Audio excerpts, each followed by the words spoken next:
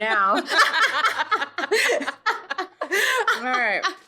So let's try that again. Welcome to Let's Talk About It with your host, Lindsey Knapp. Alrighty. So Lindsey, what brings us here today? Well, I feel like there's just a lot of different things that we could be talking about. And so that's kind of the point of Let's Talk About It. I feel like there's a lot of things that people don't necessarily want to talk about or have trouble talking about, or they're hard subjects. So I wanted to create a space where we could just come together and have some of those maybe tough conversations or and ask the things that maybe people are really thinking, but they don't really want to ask. I do a lot of work with sexual assault and domestic violence victims and with the LGBTQ community. And there's just so many kind of things spiraling around these parts that in the, these groups, so to speak, that I thought would be a great way to kind of just have a space to talk about all of these things. Nice. So tell the listeners or viewers a little bit more about your background. So I am I'm an attorney. I am an Army veteran, and I've been working with sexual assault and domestic violence survivors for more than 20 years. So I started with that work at the collegiate level. I'm originally from outside of Chicago. I'm the middle of 5 kids. I'm now the oldest due to attrition, but I've got one sister remaining, my baby sister. All the rest have passed on. But when I started working with sexual assault and domestic violence survivors, back in the early 2000s and the late 90s, I went to school at Northern Illinois University, and there what we did is we trained all the incoming freshmen, so it was about 20,000 freshmen each year, on kind of like the risks and the threats of sexual assault and domestic violence in the community, and then what they could do if it happened to them or if it happened to someone that they knew. So we were trying to really kind of help with resources and show people what to do. And then from there, I joined the military, and I basically kind of did that same type of work while serving in the military. And then, but there was really there was absolutely no programs to assist service members at that time. And so kind of like as the token female, whenever something would happen in the unit, they would just send those people to me, whether or not they might have been a service member, they might have been a spouse, but they either sent them to me or I yelled at the commanders for mishandling them once I learned about them. Learned about what was happening. So would they send them to you because, like you said, you're the token female, like they didn't know how to handle sexual assault cases or people reporting harassment or assault towards a woman? Right. Yeah. They didn't know what to do. So like yeah. I mean, I'm glad they at least sent them to me because they at least they had at least in their gut sense that, okay, maybe Lindsey knows what to do and he'll take care of it.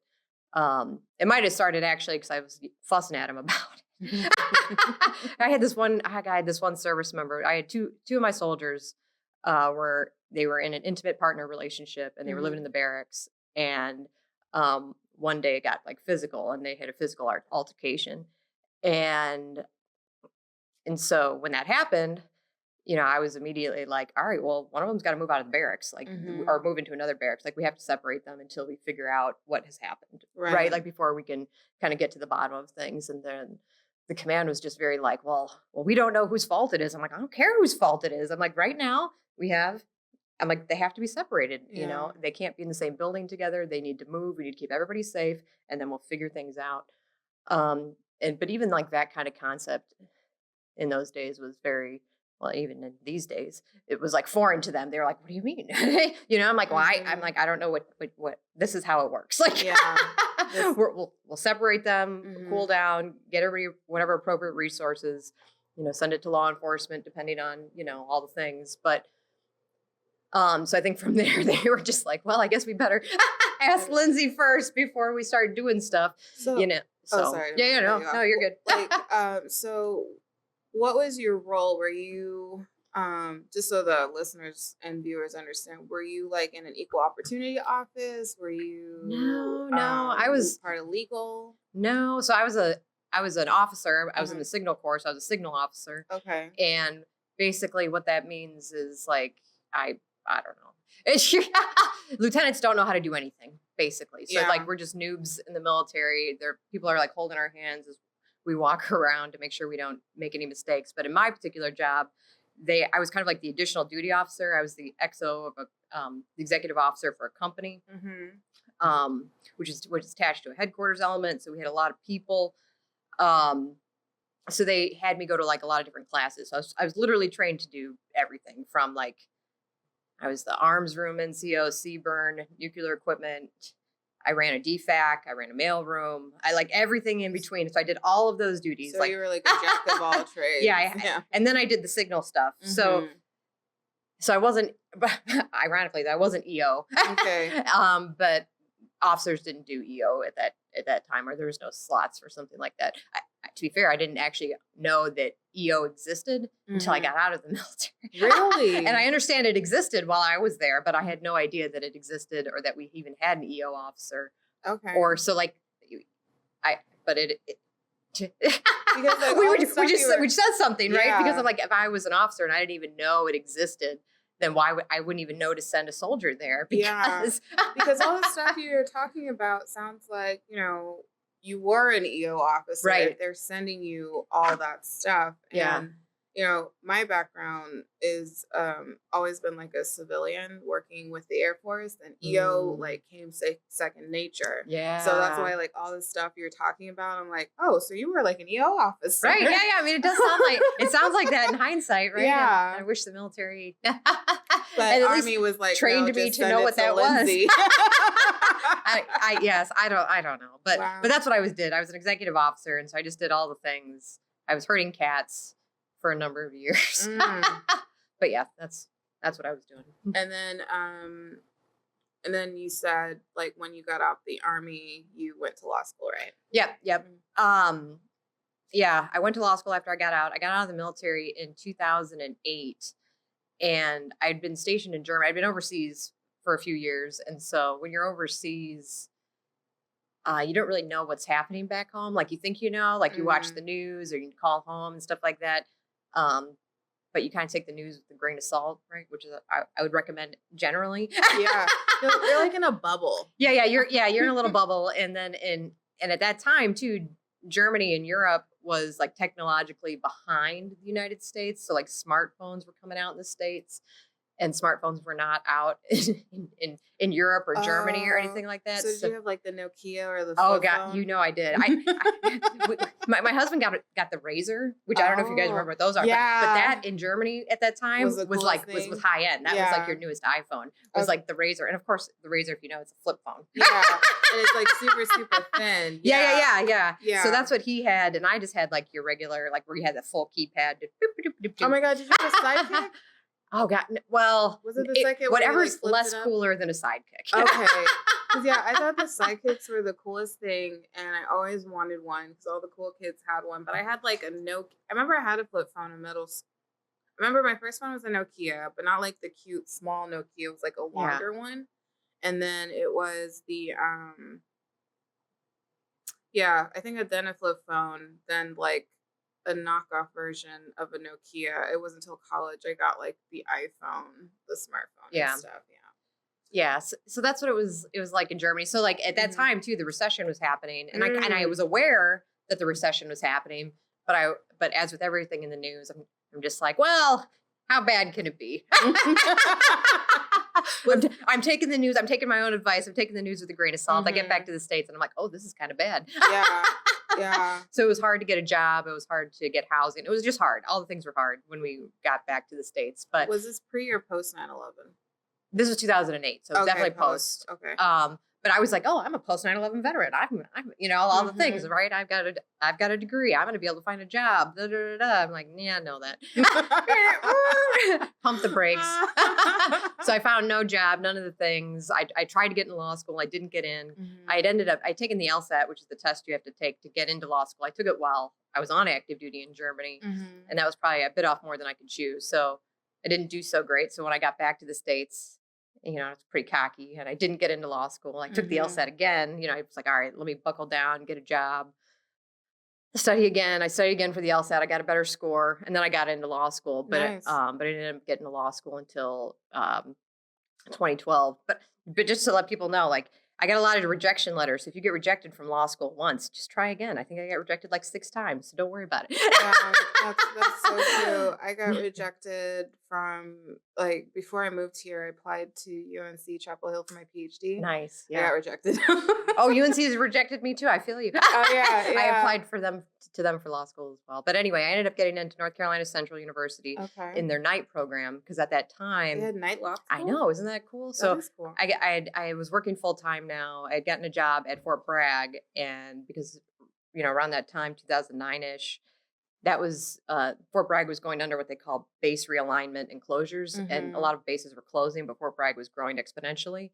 And so there's a lot of jobs there. So I ended up getting a job at Bragg. And then, times were tough. So I couldn't really stop working to go to law school. But then Central had a night program. And so Mhm. I didn't get into Central initially, but I was persistent. That's the key. You have to like keep pursuing it. You Yeah. can't just give e- up at the first like Yeah. rejection. Yeah. I think I got rejected, and then I get made the wait list. And then the Mhm. third time I applied to Central, they were like, hell, she's tried a lot. Third time's a charm. Yay. They let me in. And so I drove, North Central is in North Carolina Central is in Durham. And if you're familiar with North Carolina, that's about 2 hours away from Fayetteville. So for Mhm. 3 days a week, I would drive from Fort Bragg and Fayetteville to Durham to go to night school. So That's a commute. I'd get up at 4:30 in the morning, get the kid ready. Kid was like Mhm. 4 years old when I started law school. Do all of that, go to school or go to work, go to school, and then come home at about like 10:30 at night. Mhm. And I did that for 4 years. But I graduated. Mhm. They made an attorney out of me, so yay, Yay. success story. And then from there, or while not from there, while I was going to law school, I was working on Fort Bragg as a federal civilian employee, and I Mhm. eventually, I was at a couple different jobs, but I was eventually recruited by special operations to go work for their um, sexual assault and response program because at Okay. that time. Those programs were starting to get introduced to the military, and they were starting to hire civilians into those roles. And so I was one of the first couple of civilians that they had hired on Fort Bragg to do that kind of work. Mhm. And so I did that while going to law school until I graduated. Um, and then, Yeah, nice. yeah. And you want to talk about your practice that you have? Yeah. So then after I graduated law school, I was helping a lot of sexual assault survivors while I was a federal civilian employee. And then, of course, while I was on active duty. And then before that, at the collegiate level. But what I found when I was working on Fort Bragg was that a lot of, basically all of my clients were getting retaliated against for reporting. And I was watching commands like cover up sexual assault and different things like that. And initially, I thought that I could change the system from within. So I was Mhm. really trying to work with the people. And just as I was kind of just running things up the chain, trying to get help for my clients or this or that, I just really came to realize that that was not possible. Mhm. So I ended up leaving federal service, and I started a nonprofit called Combat Sexual Assault, where we provide legal services to service members and veterans who've been retaliated against for reporting. And Mhm. so we provide services to people on active duty or in the reserves or guard, but also veterans. Some veterans have actually been kicked out of service for reporting. So we petitioned the Board of Corrections for military records to upgrade their discharges and things like that. And then that's just one side of the house, That's wild. right. And then on the other side of the house, we do a lot of holistic healing. We call it the Mhm. empowerment protocol. So as we process trauma through the mind, we have to process it through the body. So we get a number of clients who have been through maybe a lot of talk therapy, Mhm. and they've kind of gotten to a point where it's just kind of not hitting, like it works, but it's there's this Blockage. missing piece, and they can't figure out what it is. And so they insert us, and so we're going to show you how to process that trauma through your body. So we do like Mhm. different kinds of like yoga, meditation, and there's a lot of other different kind of movement techniques and exercises that someone can do to kind of help get through that part. So Mhm. we're a great complement to talk therapy, and we're also great for people who maybe don't want to do talk therapy at all, Mhm. because some people just don't want to. They don't want to talk about it, so they can actually start processing the trauma through their body Mhm. first with us, and then decide if they want to see a clinician and talk about it. So we work with clinicians. Everything we do is evidence based. Everybody's got certifications out the wazoo, and Mhm. to kind of really just help them calm themselves. So those are the two halves of the nonprofit. And then while all that was going on, while I was kicking off the nonprofit, I always knew that like yoga was going to be like a big part of what we were doing. Yeah. And so, because yoga was very, very helpful to me in my healing journey. My husband Mhm. had tried to get me into yoga for years, and I was like, absolutely not. Like I hated. Really? I bless my dear partner. I hated yoga. I was like, you want me to sit by myself for 60 minutes on a mat? You got to be fucking kidding me. Like Yeah. I can't sit with myself. I know what goes on in here. And so yoga Ah. for me initially was extremely triggering. I couldn't do it. I hated it. And then eventually I kind of got into a groove. I actually had to start doing hot yoga first, at least, Mhm. for me, because hot yoga You're was dealing with it's like you're in so a much harder. yeah, you're Yeah, in an yeah. inferno and you're just battling like you're just trying to survive. Right. Yeah. Right. That's exactly right. I'm like, oh, I don't want to pass out. So like, Like, oh my talk God, about. it's so hot. Okay, I have to do this pose. Oh my God. Yeah, you're like, and then once you're done, you're like, oh my God, I did it. Yes. Yeah. So it's a great way to like calm, bit like your mind's busy. So you're not thinking about Yeah. the trauma, right? Right. Yeah. There's no Yeah. better way to get into the present moment than trying to not pass out in a, Yeah. in a 105-degree room. So how many attempts or how many different classes did you have to try until you found what worked for you in yoga? Um, I mean, I tried a bunch with my husband, but just Mhm. because he dragged me to the studio and I didn't, and it was a not hot studio because my Okay. husband can't do heat. He hates heat. But I just was like, I just saw a Groupon for hot yoga and I was like, let's try it. And so then I tried that studio, and that the first studio I went to was very like not trauma informed, very just like mean, like very just Uh, like competitive. Like it was weird and I yeah. didn't like it. I didn't like the people, but I liked the yoga. I was like, whoa, this is cool. So then I just tried some other studios until I found one that I felt was welcoming. Yeah. And then I just kept going, but not too often because it was so hard. I could only do it like once a week Mhm. or like twice a week. Mhm. And so then after that, after I did enough hot yoga, I was then able to do non-hot yoga. And I started Mhm. doing actually a sound bath. I think for me, at least, is what kind of like cracked me open. I was just laying here for a sound bath one time and I was like, holy crap, that was a really like blissful experience, like Mm. so that also helped me get into, you know, a deeper yoga practice. So but it was a weird way to get in there. Um but there was a yoga studio in my town where I live in Sanford, and they were the gals that run it, one of them was in the military and the other one was like going through a divorce. So they were the military spouse, they were PCSing, and so Mhm. they were just going to close the studio. And so they announced on like January 1st, 2020 that's what they were going to do, and they were going to close it in March. And I was just kicking off the nonprofit, and in like my mind's eye, I was like, oh, when I had started the nonprofit, I was like, oh, I'm just going to hire these gals to do that yoga piece, help me with my Mhm. empowerment protocols that, that I know are, that are really, really helpful for people. But Right. then when they were closing, I was like, well, shit. Like, so then I was like, oh, so I just asked them, I was like, well, I'm like, I pitched the idea to them to taking over the studio. And Mhm. so then I ended up just buying the studio from them and taking it over. But of course,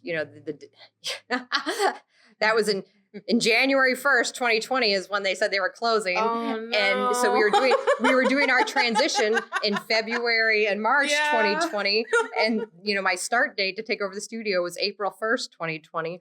So I literally took Oh, over the studio at the beginning of the pandemic, which was jeez.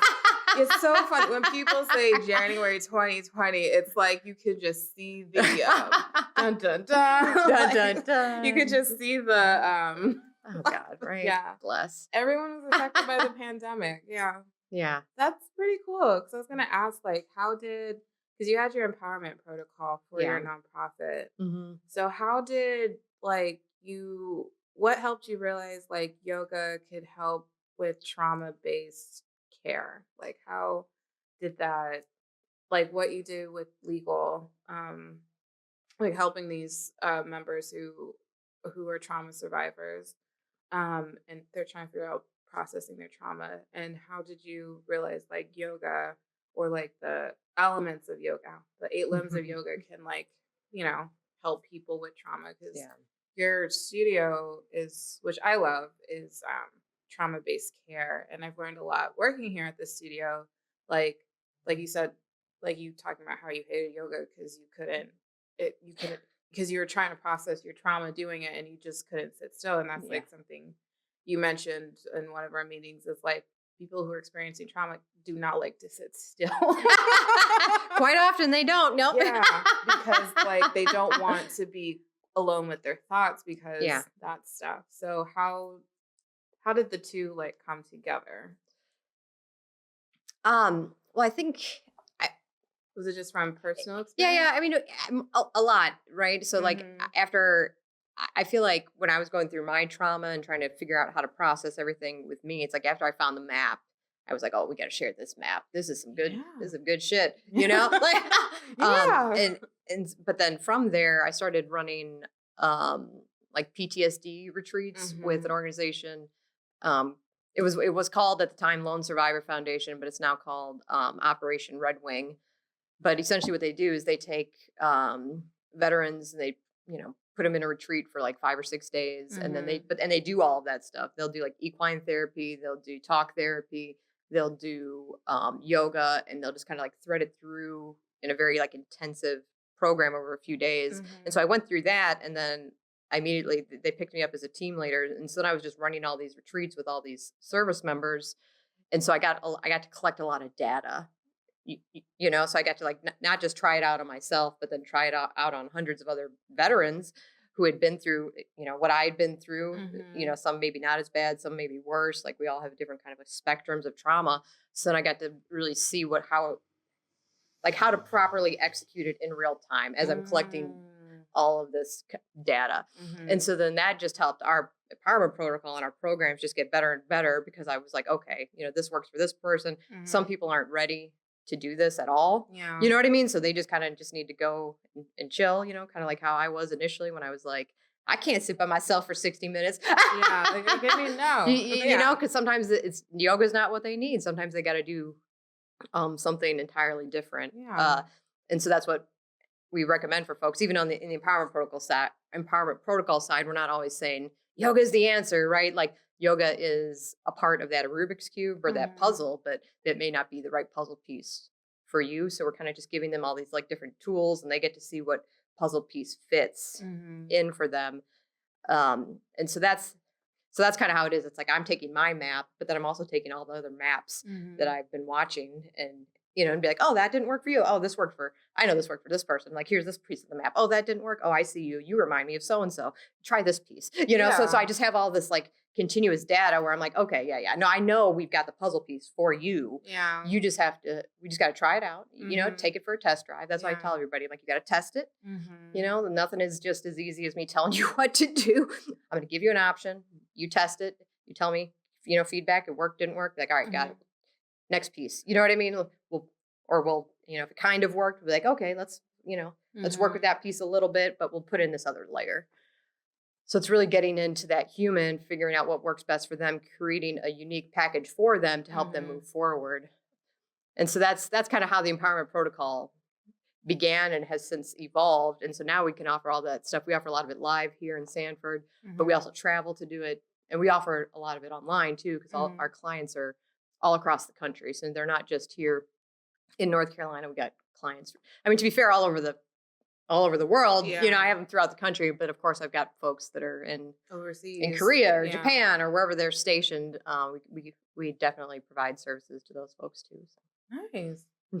Um, do you think I'm probably getting off topic, but like I know when I went through my teacher training, like there was like some like a little bit about like how people like making sure you're creating a space for people to like process trauma, but I think that's what it all it was just making sure you're Hmm. creating a space or you know acknowledging that, but they don't really teach you how to guide someone through trauma because like as yoga instructors we're not licensed therapists, Right, right. but people come to yoga because they're just trying to figure out how to feel good. Hmm. Do you think like one day you guys would your nonprofit or your studio whatever like create like a trauma workshop for instructors or something like that or Yeah. like a certification program because there's different certifications everywhere like you have prenatal yoga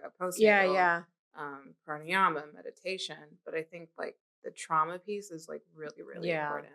Yeah, and there's some organizations out there that do that now Hmm. and that do it well. So that might be something we do as well, but you're right, it's not necessarily mainstream. Yeah, You, because you, did you, you experience that in your teacher training oh, like my training was weird. I went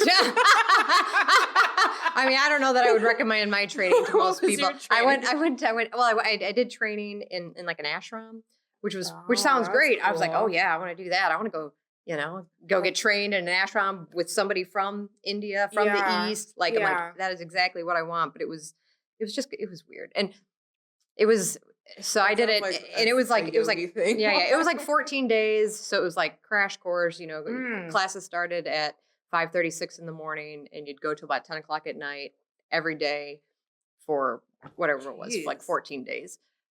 Um, but it was just weird in the sense because Mhm, this particular one program was like, they just had like essentially like a script that they wanted you to memorize. mhm. And so you just did their 60 to 90-minute sequence. You Yeah, memorized it, you learned it, and then you taught it. And yeah, I was like, yeah, yeah, mine was a I would have, Baptiste base, like the Baptiste sequence. yeah. Yeah. Yeah, I mean, and so it was good in the sense, but if you want it, you know, it was pretty good, but Mhm, it was very like hatha, and very mhm, traditional. So that's great because that's a great foundation to have. mhm. Um, but yeah, There needs to be more. there's yeah. I mean, because there was a lot of people in there that in the class that maybe had only done yoga very briefly. You know what Before I they mean? decide to do Before they teacher jumped in the training. ashram. So it's like, well, like let's round this, let's round this out a little bit more. So, um, you know, I think it's important to learn how to get people in and out of poses safely. We didn't do anything that was quote unquote trauma informed at Yeah, the ashram, but yeah, it was an experience. yeah. Sounds like an experience. Yeah. Not and not that I would definitely do a yoga teacher training in an ashram again, but just not Mhm. that one. That one was like a little, I think the human that was running it was yeah, Yeah. yeah, like maybe A little kind much. well, like maybe into themselves a little bit more Mm. than I would have hoped. It's like Some people take on that guru thing super very, seriously. very in a way that maybe isn't, I don't Like know, ego. authentic Yeah. or like egotistical. So I don't know that I would take that one again. But um Yeah. It's like that. I don't know if you ever watched that documentary about Bikram. oh yeah. I Yeah. haven't seen the documentary, but I know a lot about the Bikram world and It's it's ridiculous. It's it's wild. Yeah. yeah, it's ridiculous. It's wild. I know there was like they talked about sexual assault Yeah, that was yeah. going on, and like this one part that got me was this woman who did like all the things she needed to do, Hmm. and then he assaulted her, Yeah. and then she got a studio afterwards, and the entire time you could just see her just trying to process everything that happened because even she said after she left after he did what he did to her, she was like, okay, good night, hope you have whatever. And Hmm. then it's like Jesus, like there's just a lot, and Yeah. it's like that's not what it. Because when I came up in the yoga world, yoga was getting me too'd, like learned about like the Oh, okay. assisting and Yeah, stuff yeah. like that, like Oh, yeah, yeah. how people were like like, like instructors were like pressing their junk Mhm. on them and they just like inappropriate touching and Mhm. all that stuff. So like whenever I try to assist someone, I ask for like consent.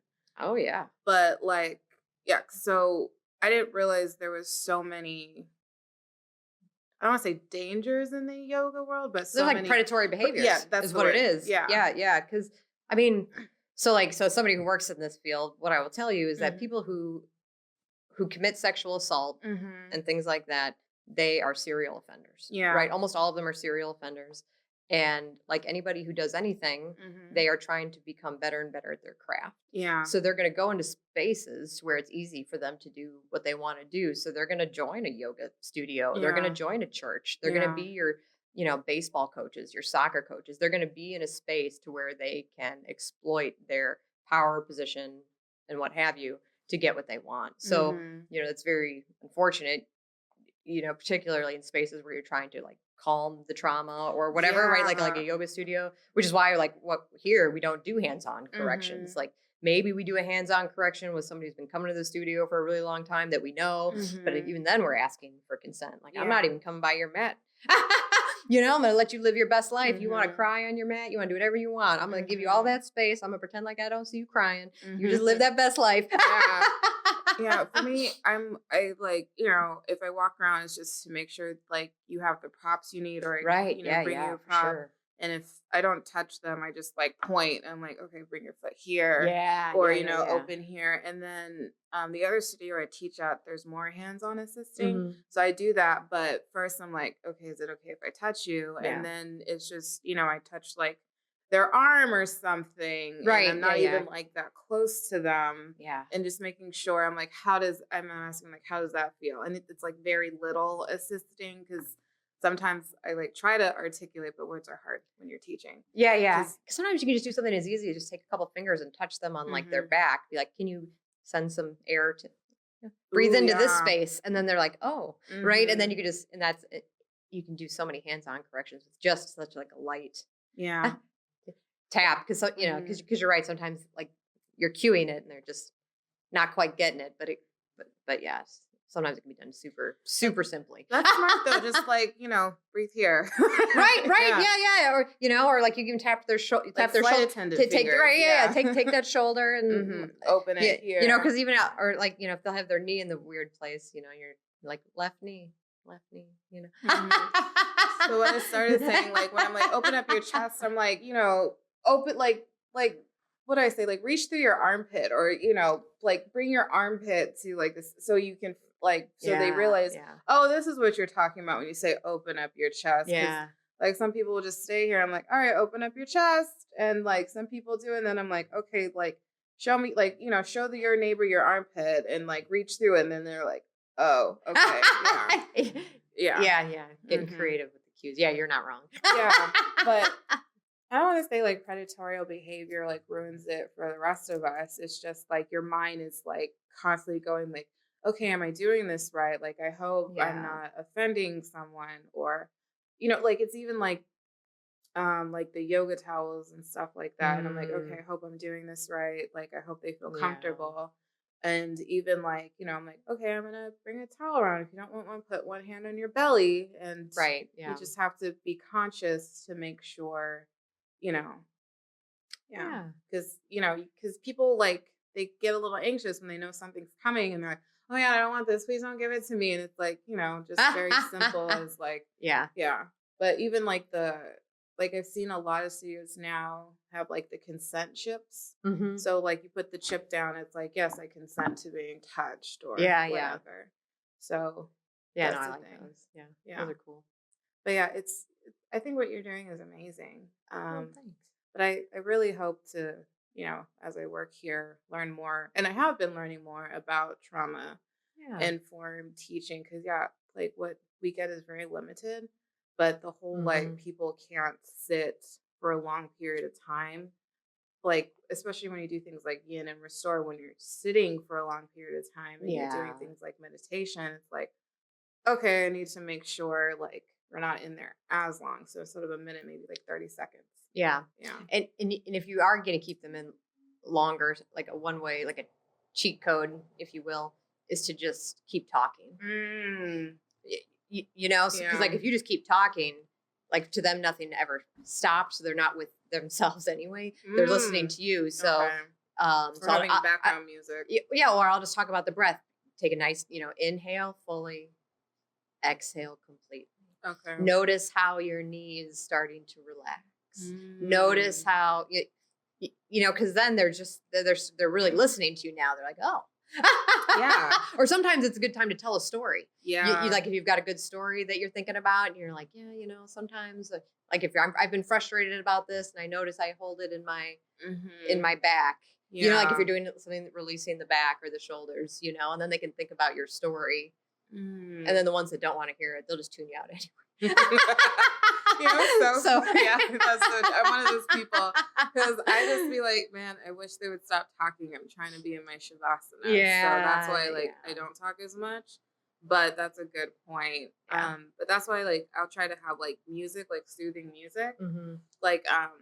This one artist, Janae Aiko, she has this song called Trigger Protection Mantra.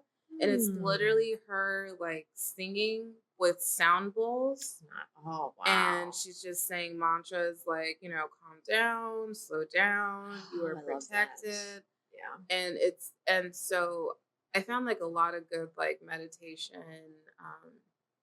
artists. So I'll try to incorporate that through my classes. And music. And I don't talk during Shavasana either. Mm-hmm. Because at some point they got to learn to sit with themselves. That's a good practice. Yeah. And to be fair, it's the best practice because we've already kind of as I like to call it, shaking the sillies out. Yeah. You've done so I'm like, all right, if we're gonna sit by yourselves, let's do it at the end. Yeah. Sit with yourselves for a few minutes, and you can kind of watch them because then you see if they start if they're just out, then you're like, or it's juicy, you're doing good. Yeah. And then there's some that fidget. Yeah. And then if I have a lot of fidgeting, I'll bring them out sooner, but not just, But sometimes it's all right to fidget a little bit because it's Shavasana. They already know it's coming. Mm-hmm. They know it's not going to be forever. Mm-hmm. I'm only going to make you sit for a little bit. 5 minutes. Right. Yeah. That's a good point. If you see fidgeting, bring them out sooner. Yeah. Yeah. That's really smart. Oh, that's really, really smart. Yeah. Because, I don't think I've seen a lot of fidgeting. It's very quiet, but that's something good to keep an eye out for. Yeah. And that's when I start bringing them out. Or if we're way past time and everybody's still out, I'm like, all right, y'all, we're coming out now. We can't sleep in the studio tonight. Yeah, we gotta. You don't have to go home, but you just can't stay. Right? Here. Yeah. So, this is our introduction episode to Let's Talk About It. So, what intentions do you have for this podcast? What goals do you want to, what things do you want to bring to this podcast? I'm going to say, why are we here? Because I said that at the beginning, but what is your intention for this podcast? What are your goals? Like I said earlier. I just want people to be free. To be free? Right. To be free to be themselves, be free to be their best selves, be authentic, ask the hard questions, and really experiment. We get a lot of data, we get a lot of information, we get a lot of things, but I would like to see people take them for a test drive, right? Like you don't have to take anything I'm saying for truth or for whatever, but I want to talk about it. Then take it for a test drive in your life, or if you've already taken it for a test drive in your life, let's talk about how that worked or how it didn't work. Because each of us has, as we're talking about the little pieces, the Rubik's Cube or the puzzle that we're starting to thread together, everybody brings something different to the table. So, as I'm sitting here showing my roadmap, I also want to hear about your roadmap, right? Because everybody's got a little nugget that we can pull from. Everything is just kind of weaved together in this beautiful tapestry. Okay. And as we kind of talk about it, and what we realize is we're more the same than we know. Yeah. And a lot of the answers, we can get there. Yeah. We can get there. And, particularly kind of in this dynamic we're in now, there's a lot of, especially in the news, there's a lot of one side fighting the other side. And And I don't think that's very representative of the majority of humans. Yeah. I think most people are kind of in the middle, Yeah. but that doesn't really make news. It doesn't. Because being kind and being friendly and having a nice talk is not In the news. right. Like that's not a headline. That's not a headliner. Yeah. But that I think that's what people want. I think that's what people need. I think people want to talk to somebody who has an opposing view.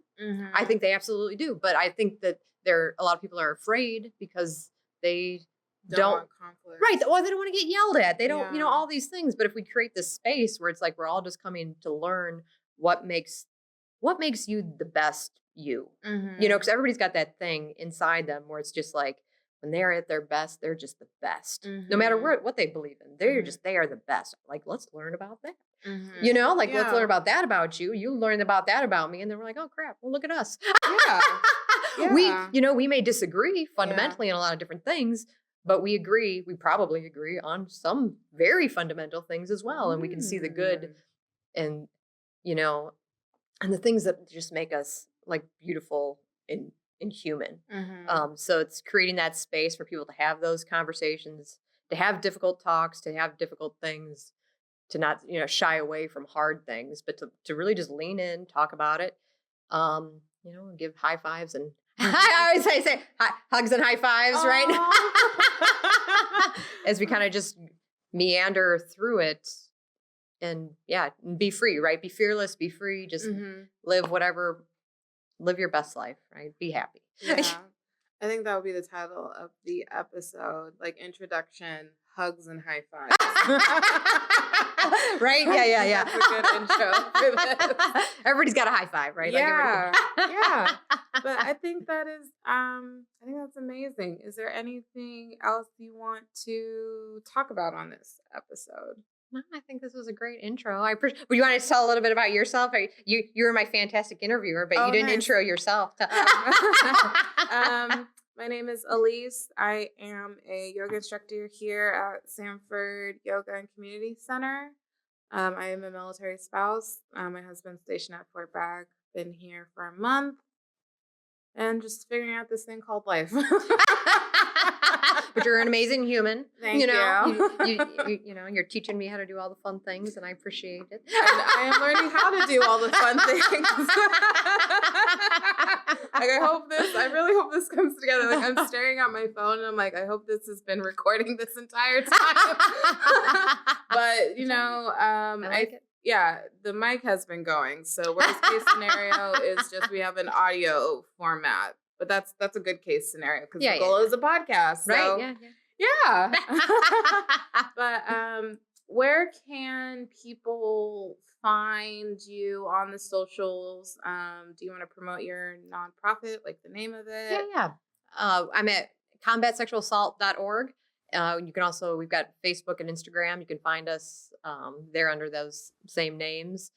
If you're looking for yoga, if you're local to Sanford, North Carolina, Sanford Yoga Center, and I feel like .com, all of our websites and Facebooks are very easy. Yeah. And so then we also have, Sanford Yoga Facebook and Sanford Yoga Instagram. You can find us there too. But yeah, we're out there in the world. Yeah. Nice. All right. This was Let's Talk About It with Lindsey Knapp. Everyone, I should probably say that. Everyone have a good night. Finger guns. Okay. Oh.